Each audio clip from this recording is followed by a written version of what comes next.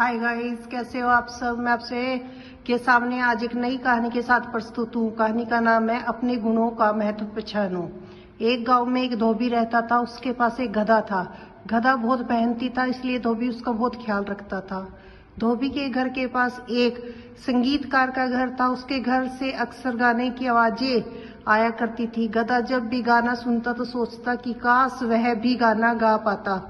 एक रात वह अस्तबल में सो रहा था, तभी उसके कानों में झिंगुरों की आवाज पड़ी और उसकी नींद टूट गई। उसने सुना कि झिंगुरे गाने गा रहे हैं। उसका गाना सुनकर गधा उदास हो गया। उसे गाना देखकर एक झिंगुर ने पूछा, गधे भाई क्या बात है, तुम उदास क्यों नजर आ रहे हो। गधे ने दुखी मन से कहा, तुम सब इतना अच्छा गाते हो, काश मैं भी इसी तरह गा पाता। तुम भी गा सकते हो गधे भाई, कोशिश करके देखो, झिंगूर ने कहा। गधा गाना गाने लगा, लेकिन उसकी आवाज बेसुरी थी। वह फिर उदास हो गया और बोला, मेरी आवाज बहुत बेसुरी है, मैं नहीं गा पाऊंगा।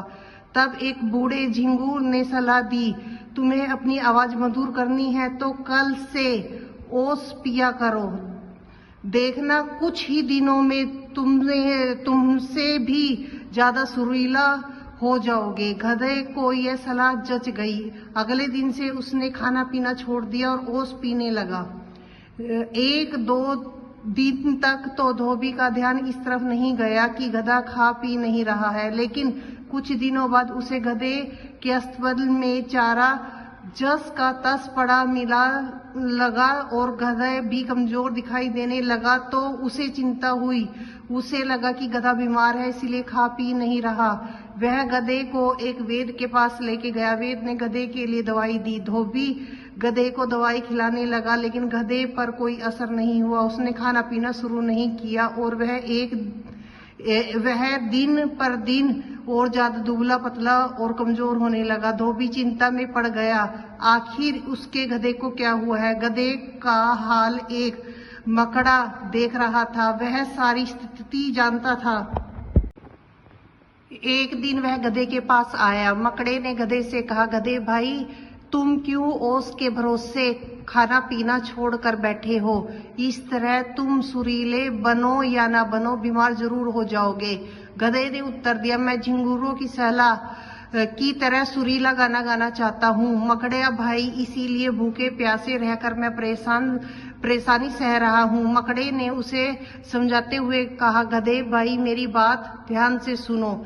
मैं बहुत अच्छा जाला बना सकता हूँ, लेकिन यदि मैं तुम्हारी तरह बोझ उठाना चाहूँ तो नहीं उठा सकता। उसी तरह तुम बोझ उठा सकते हो, लेकिन जाला नहीं बना सकते, ना ही झिंगूर की तरह गा सकते हो।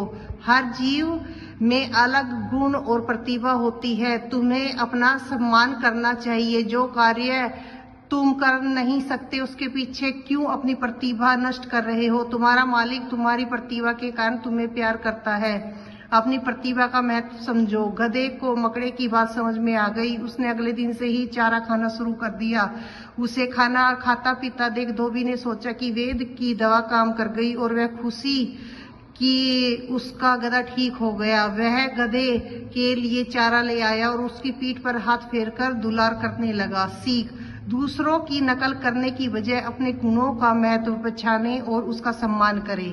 अगर यह कहानी आपको पसंद आई हो तो लाइक और सब्सक्राइब जरूर करें। जय श्री राम।